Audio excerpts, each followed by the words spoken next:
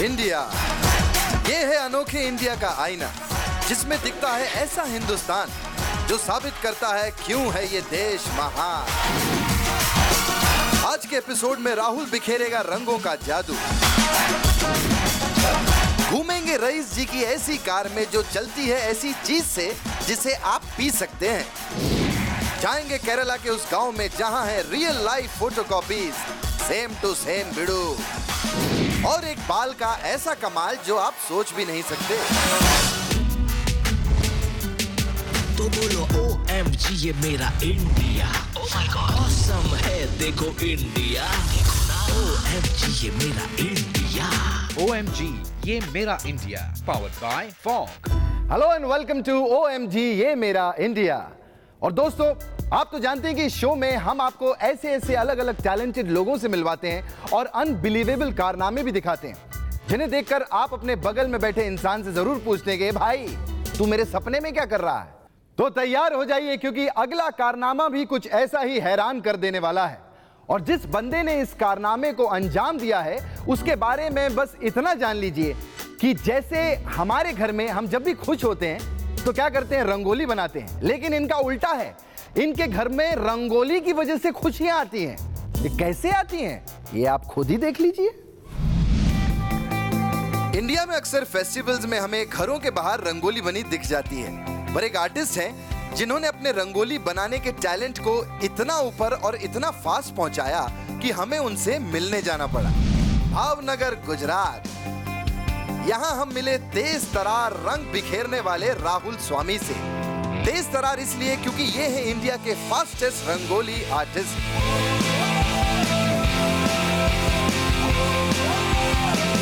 राहुल बेटे, जल्दी से बताओ, रंगोली बनाने का शौक तुम्हें कैसे चढ़ा? जब घर पे दीदी रंगोली बनाया करती थी तो मेरी भी इच्छा होती थी मैं खूब रंगोली बनाऊं, तो मैं कुछ यूनिक करना चाहता हूँ। तो मैंने उस रंगोली के पैटर्न को मेहंदी में मिक्स कर दिया ताकि मैं एक नया आर्ट निकाल सकूं। राहुल ने मेहंदी के डिजाइन्स को रंगोली में बनाने का पैटर्न शुरू किया, जिसकी धूम सब जगह मच गई और वो स्कूल्स, कॉलेजेस और अवार्ड फंक्शंस में रंगोली बनाने में हो गए बिजी। आज तक 10,000 से भी ज्यादा रंगोलियां बना चुके राहुल का दावा है कि उन्होंने कभी भी कोई पैटर्न रिपीट नहीं किया। पर राहुल इतने में शांत नहीं होना चाहते थे, उन्हें कुछ और करना था। वो अपना सपना जल्द से जल्द पूरा करना चाहते थे। जी हाँ, फास्टेस्ट रंगोली बनाने का सपना। 17 साल की उम्र का था जब मैंने रंगोली बनाना शुरू किया था, तो मैंने ये डिसाइड कर लिया था कि मुझे इंडिया फास्टेस्ट रंगोली बनाना ही है। तभी मुझे एक मौका मिला गुजरात में एक फास्टेस्ट रंगोली बनाने का, एक इवेंट में। तो वहाँ पे मैंने 24,000 square feet rangoli only one man सिर्फ 13.5 घंटे में वो रंगोली बना के मैंने लिम्का बुक रिकॉर्ड किया। तो भैया 13.5 घंटों तक 5,500 किलो रंगों से राहुल ने 24,000 स्क्वायर फुट वाली रंगोली बनाई। समझिए वो इतनी बड़ी थी कि उसमें 4.5 बास्केटबॉल कोर्ट आ सकते हैं। अपनी फास्ट रंगोली में वो साड़ी के डिजाइन्स और पैटर्न से भी इंस्पायर्ड होकर डिजाइन्स बनाते हैं। और तो और उनकी रंगोली बनाने की रफ्तार इतनी तेज हुई कि डिमांड मुंबई तक पहुंच गई। भाई बालाजी टेलीफिल्म में क्योंकि कहानी, कसौटी, झांसी की रानी, बंदिनी, बेरी पे काफ़ी सीरियल्स में मैंने रंगोली बनाई।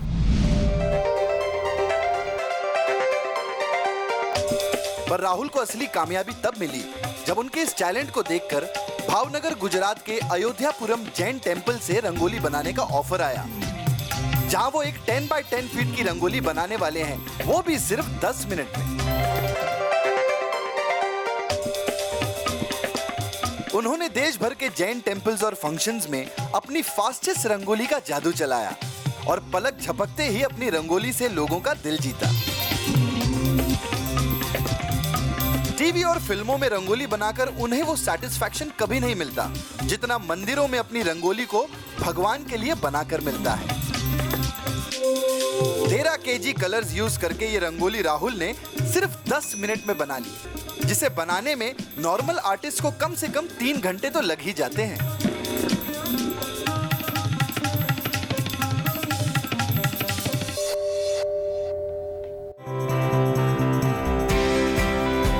इंडिया की देन रंगोली हमारे त्योहारों में हमेशा छाई रहती है। पर राहुल अपने इस फास्टेस्ट रंगोली की छाप पूरी दुनिया में छोड़ना चाहते हैं। अब मेरा नेक्स्ट टारगेट है गिनीज बुक रिकॉर्ड, क्योंकि उसमें जो रिकॉर्ड्स किए गए हैं सभी ग्रुप्स ने किए हुए हैं। वन मैन का कोई रिकॉर्ड्स नहीं है। 2,50,000 स्क्वायर फीट का मैं एक ऐसा रिकॉर्ड बनाऊंगा जो कोई फ्यूचर में तोड़ नहीं पाऊंगा, और वो रिकॉर्ड बनाऊंगा मैं अपने घर पे MP में, सेंधवा में। राहुल पूरी दुनिया को अपनी रंगोली के जादू से रंगना चाहते हैं और अपनी फास्टेस्ट रंगोली की आर्ट से सबका दिल जीतना चाहते हैं। ओह माय गॉड, ये है मेरा इंडिया। कमाल है। वैसे मैं भी ऐसी रंगोली बनाना सीख सकता हूँ, थोड़ी प्रैक्टिस करनी पड़ेगी। मतलब अगर मैं चाहूँ ना तो यूं अगले जन्म तक मैं सीख जाऊंगा। खैर, आप लोग भी मेरी तरह हैरान होते होंगे कि कैसे कैसे कमाल के लोग हैं हमारे देश में। तो आइए चलिए आपकी हैरानगी को थोड़ा और बढ़ाते हैं, क्योंकि अब जिस बंदे से मैं आपको मिलवाने जा रहा हूं उसने होशियारी, समझदारी और टैलेंट की सारी हदें पार कर दी हैं, क्योंकि उसने वो करके दिखाया जो आम इंसान कभी सपने में भी नहीं सोच सकता। यार कमाल है, इस बंदे से मिलना पड़ेगा। आइए मिलते हैं। पेट्रोल और डीजल के दाम दिन ब दिन बढ़ते जा रहे हैं, पोल्यूशन कंट्रोल होने का नाम ही नहीं ले रहा। पर आज मैं आपको दिखाऊंगा ऐसी कार जिसे आपके ये दोनों मसले सुलझ जाएंगे, क्योंकि वो कार चलती है पानी से।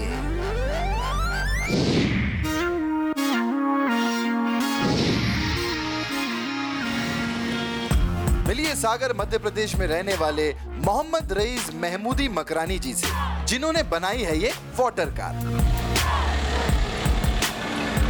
बिना किसी फॉर्मल ट्रेनिंग के रईस जी पिछले 35 सालों से अपनी फैमिली के गैरेज में काम कर रहे हैं और 2012 में उन्होंने अपनी मारुति 800 को बदल दिया ऐसी कार में जो पानी से चलती है। दोस्तों चौंकिए मत, ये सच है, आगे सुनिए। दरअसल बढ़ते पोल्यूशन से परेशान होकर रईस जी ने ऐसा सोचा, क्यों ना कुछ ऐसा किया जाए, क्योंकि कार तो रोड पे चलना ही है, पेट्रोल से भी चलना, डीजल से चलना। कोई ऐसा विकल्प निकाला जाए जिससे हमको पेट्रोल की कमी भी महसूस ना हो, डीजल की कमी भी महसूस ना हो, और सबसे अहम बात, इससे जो प्रदूषण फैल रहा है फ्यूल से, ऐसा फ्यूल तैयार किया जिससे प्रदूषण न फैले। इस तरीके से मैं अपने काम में जुट गया। सन 2007 में मैंने एक प्रयोग शुरू किया। अपने एक्सपेरिमेंट में रईस मियां ने कैल्शियम कार्बाइड और पानी के मिक्सचर एसिटिलीन गैस की पावर को पहचाना और जुट गए अपने इस नए फ्यूल के हिसाब से इंजन को बनाने में। कैल्शियम कार्बाइड और पानी, ये दोनों के मिश्रण से एक रिएक्शन होता है, उसका रिएक्शन का गैस निकलती है। उस तरीके से मैंने जब इंजन में, पिस्टन में, कनेक्टिंग में और हेड में जब मैंने बदलाव किया, बदलाव करने के बाद फिर मैंने ये फ्यूल बनाना जब शुरू किया, उसमें सारे सिस्टम लगाए। सारे सिस्टम लगाने के बाद इंजन को जब मैंने स्टार्ट किया तो इंजन को मुझे खाली स्टार्ट करने में 1.5 साल लग गई। 24 घंटे इसमें मैंने काम किया कि किसी भी तरीके से इंजन स्टार्ट हो जाए, तब जाके 1.5 साल के लगभग मैं इंजन को स्टार्ट कर पाया। ये है इंडिया का टैलेंटेड इंडियन। आंधी तूफान कुछ भी आ जाए, जो ठान लिया वो तो करके ही रहेंगे। एसिटिलीन गैस कार्स में LPG और CNG को रिप्लेस कर सकती है, पर ये एक हाईली फ्लेमेबल गैस है। लेकिन बिना किसी बड़े टेक्निकल और मैकेनिकल सपोर्ट के इस गैस को कंट्रोल्ड वे में एक फ्यूल के तौर पर यूज करना अपने आप में ही एक बहुत बड़ी बात है। रईस जी की इस वाटर कार को हल्का फुल्का मत समझना बेड़ो लोग। इसमें 796 सीसी का इंजन है। ये इतने ही पावर वाली दूसरी कार्स के बराबर ही पावरफुल है। इस गाड़ी की मैक्सिमम स्पीड है 50 to 60 किलोमीटर पर आवर। लेकिन जहां पेट्रोल करीब 6 रुपए पर किलोमीटर पड़ता है, इसमें खर्चा होता है आधा। 25 किलो पानी और 4 किलो कैल्शियम कार्बाइड में ये 60 किलोमीटर तक चल सकती है। और अपनी इस वाटर कार को बनाने में वो अब तक खर्चा कर चुके हैं 7 लाख रुपए। बहुत खर्चा हो गया ना भाई। इस इन्वेंशन के लिए उन्हें दुबई और चाइना की कंपनीज ने भी कांटेक्ट किया। रईस जी चाइना की सैर भी कराए, पर मेक इन इंडिया से रईस जी इतने इंस्पायर्ड हैं कि उन्होंने सभी ऑफर्स रिजेक्ट कर दिए। उन्होंने कहा कि कार्स बनाएंगे तो इंडिया में ही बनाएंगे। ये देश प्रेम देखकर तो मेरी आंखों में भी आंसू आ गए। जब मैं चाइना पहुंचा था और मीटिंग हुई मेरी, और मीटिंग में उन्होंने क्लियर ये बात रखी, आप हमारे साथ मिलकर काम करना चाहें तो हम इस फ्यूल के लिए हम आपके साथ काम करने के लिए तैयार हैं कि नहीं। वो मेक इन इंडिया की बात मेरे मन में ऐसी आई, हम क्यों ना अपने देश के लिए ये टेक्नोलॉजी बनाएं। बस वो मेक इन इंडिया माननीय प्रधानमंत्री जी की वो बात मुझे इतनी अच्छी लगी कि मैंने चाइना को खुल के बात कर दी कि नहीं, ये जो कुछ भी होगा मेक इन इंडिया होगा, ये जो कुछ भी होगा मेड इन इंडिया होगा और मैन्युफैक्चरिंग भी इंडिया में होगी। खैर रईस जी का इनोवेटिव माइंड यही नहीं रुका और उन्होंने सोचा क्यों ना मोबाइल से ही गाड़ी में ऐसा सिस्टम बनाया जाए कि अभी तक मोबाइल से बात करते थे, एसएमएस करते थे, मैसेज करते थे या व्हाट्सएप करते थे या मेल करते थे, क्यों ना ऐसी चीज़ बनाई जाए कि अब हम मोबाइल को अगर कमांड करेंगे, अगर हमको गाड़ी बंद करना है तो हम मोबाइल से बंद कर सकते हैं, स्टार्ट करना है स्टार्ट कर सकते हैं।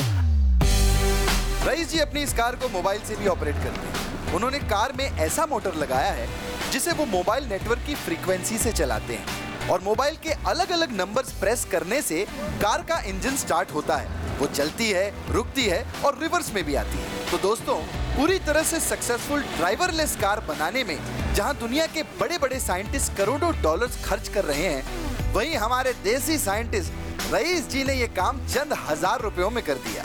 भाई ये है रियल मेक इन इंडिया। वाह, कितना मजा आएगा नहीं। और अब उनका सपना है कि वो इस कार को ऐसा बनाएं कि ये पानी में भी चल सके। अरे भैया बहुत ही बढ़िया, वाटर कार को वाटर पर चलाएं। मैं तो कहता हूँ भैया मेरे लिए भी एक बना दो। रईस भाई सुनो, वाटर कार के लिए उन्हें अब तक 12 अवार्ड्स मिल चुके हैं और इन्होंने अपनी वाटर कार के लिए पेटेंट एप्लीकेशन भी फाइल की है। पानी से चलने वाली ऐसी कार जो दूसरी कार्स के मुकाबले आधे से भी कम खर्चे पर चलती है, 60 की स्पीड में भागती है। रईस जी के एनवायरनमेंट पर पोल्यूशन के बोझ को कम करने का काम वाकई इन सब की काबिले तारीफ है। तो देखा आपने कैसे कैसे टैलेंटेड लोगों से मैं आपको मिलवाता हूं। सोचो अगर ऐसा सब गाड़ियों में होने लगे तो लोग मोबाइल की बैटरी की तरह गाड़ी की टंकी भी कभी खाली ना होने दें। एक मिनट, ये क्या? अरे मेरी बैटरी लो हो गई, मैं जरा फोन को चार्ज करके आता हूं, तब तक आप लीजिए एक छोटा सा ब्रेक। लेकिन एक मिनट सुनिए, कहीं मत जाइएगा, क्योंकि आगे जो हम आपको दिखाएंगे उसे देख के आपको बॉलीवुड की ये फिल्में याद आ जाएंगी, जैसे राम और श्याम, सीता और गीता, हम शक्ल, जुड़वा वगैरह वगैरह। और साथ ही मिलवाऊंगा एक ऐसे टैलेंट से जिसे देखकर आपको अपनी नानी जरूर याद आ जाएगी। तो मिलते हैं एक छोटे से ब्रेक के बाद, तब तक मैं अपना फोन चार्ज कर लेता हूं।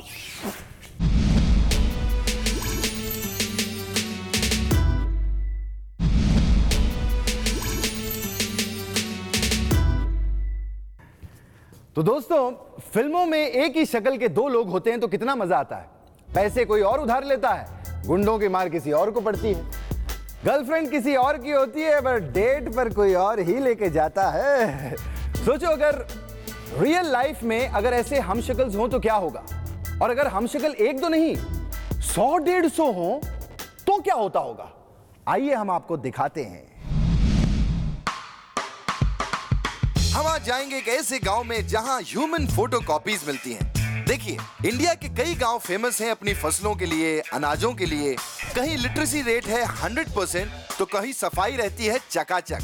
पर आज मैं चुनकर लाया हूं एक ऐसा खास गांव जो फेमस है जुड़वा बच्चों के लिए।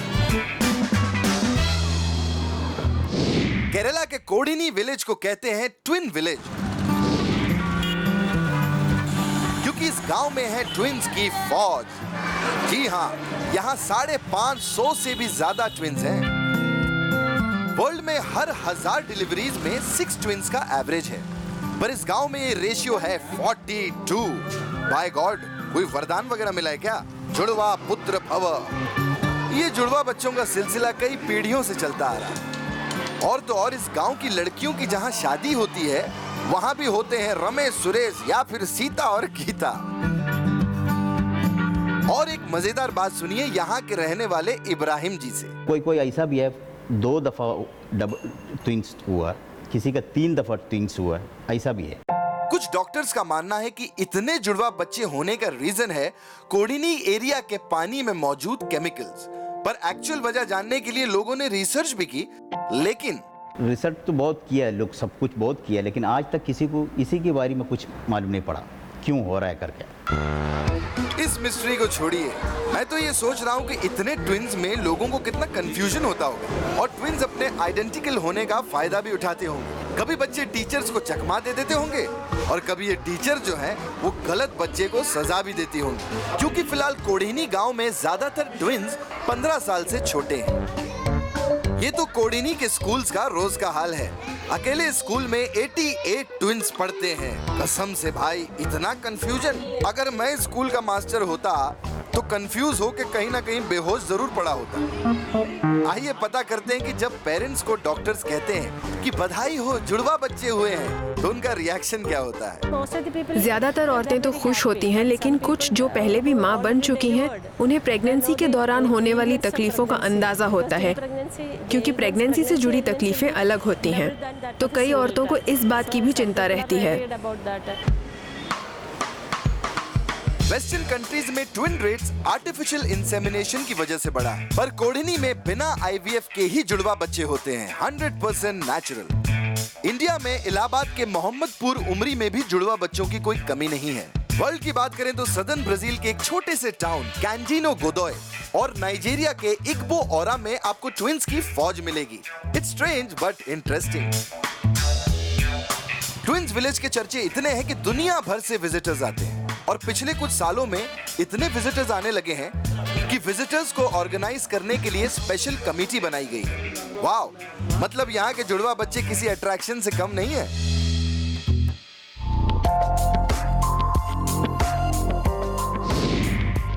इस गांव में पिछले 3 जनरेशन से जुड़वा बच्चों की भरमार है और आज ये आंकड़ा 550 के पार है। वर्ल्ड के मैक्सिमम नंबर ऑफ ट्विन्स वाले इस गांव में पूरी दुनिया से जो भी आता है वो सिर्फ एक ही चीज कहता है, OMG, ये मेरा कमाल का इंडिया। मुझे लगता है कि जितना मजा आपको डबल रोल वाली फिल्मों में नहीं आता होगा, उससे कई ज्यादा मजा इस गांव की स्टोरी को सुनकर आया होगा। तो आगे एक ऐसे ही कलाकार हैं जिन्होंने कला की दुनिया में सबसे हटके एक अनोखी मिसाल कायम कर दी। जी एक मिनट है।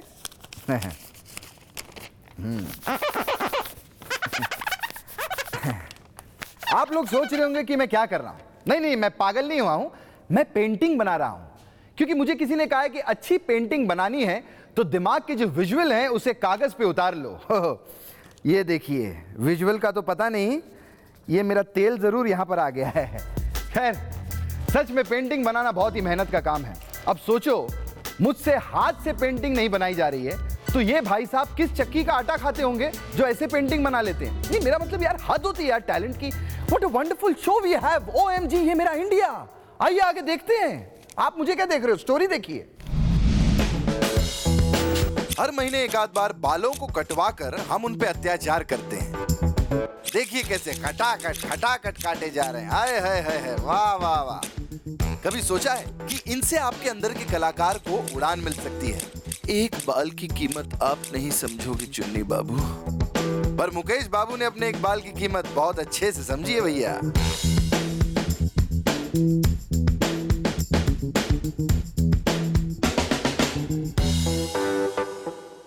धर्मशाला हिमाचल प्रदेश के रहने वाले मुकेश थापा ने अपनी दाढ़ी के एक बाल का कुछ यूं इस्तेमाल किया जिसे देखकर आप भी कहेंगे OMG। उन्होंने अपनी दाढ़ी के एक बाल, जी हाँ, एक बाल के ब्रश से बनाया है अपना ही पोर्ट्रेट। जब मैं 6th स्टैंडर्ड में था तो मेरे को मतलब आर्ट का शौक पैदा हुआ, तो उसी दिन से मैंने पेंटिंग को अपना प्रोफेशन बनाने की ठान ली। मेरे को एक विश्वास में जागृत हो गया कि मैं कुछ यूनिक करना चाहता हूँ। यूजुअली मुकेश अपनी एक पेंटिंग को 6 महीने से 1 साल में बनाते हैं, पर ऑयल पेंटिंग आर्ट को एक बाल से करना आसान नहीं है दोस्तों। इसलिए मुकेश जी 6 सालों तक लगातार करते रहे, प्रैक्टिस प्रैक्टिस और प्रैक्टिस। मानना पड़ेगा मुकेश भाई, मतलब 5 साल में सरकारें बदल गई पर आप नहीं रुके और फाइनली बना ही लिया अपना एक पोर्ट्रेट। इस अचीवमेंट के बाद उनके नाम कई रिकॉर्ड्स हैं और उन्हें कई इनाम भी मिले हैं। इसे कहते हैं सच्ची लगन। दोस्तों, दुनिया में अपना नाम बनाने के लिए आपको कुछ हटके करना पड़ता है, कुछ इनोवेटिव करना पड़ता है। पर अपने बाल को इस तरह से कोई अपनी क्रिएटिविटी दिखाने के लिए इस्तेमाल करेगा, ये तो कोई सोच भी नहीं सकता। पेंटिंग तो सभी बनाते हैं, ये मेरा जुनून है कि मतलब मेरे को करना है तो करना ही है।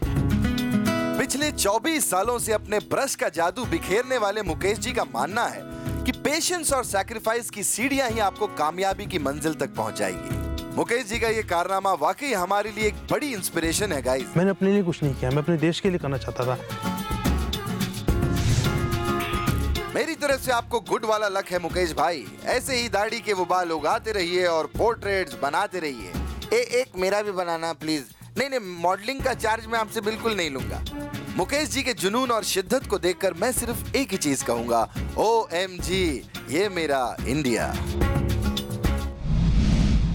मुझे तो लगता है इस बंदे की पेंटिंग से ज्यादा महंगे इसके दाढ़ी के बाल बिकेंगे, क्योंकि लोगों को लगेगा ऐसा तो हो ही नहीं सकता, जरूर इसकी दाढ़ी के अंदर कोई ना कोई जादू है। लेकिन अगर आपको दाढ़ी नहीं आती तो आप टेंशन मत लीजिए, आप अपने सर के बालों को वेस्ट ना करें। पता है क्यों? क्योंकि फिर से मैं ऐसे अजूबों को लेकर आऊंगा जिन्हें देखकर आप अपने सर के बाल जरूर नोच लेंगे। फिलहाल अपने बालों में तेल डाल कर रखिए नुचवाने के लिए। हम लेते हैं एक छोटा सा break. See you after a short break.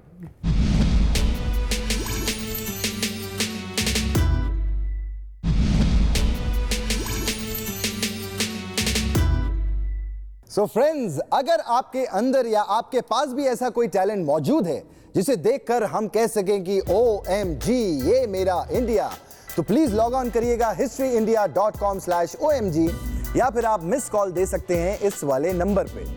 आपके सबसे ज्यादा हैरान कर देने वाले टैलेंट को जगह मिलेगी हमारे फाइनल एपिसोड में। तो देखते रहिए, देखिएगा, इतना अच्छा शो बनाया यार हमने। सी यू, फिर मिलते हैं। Good night.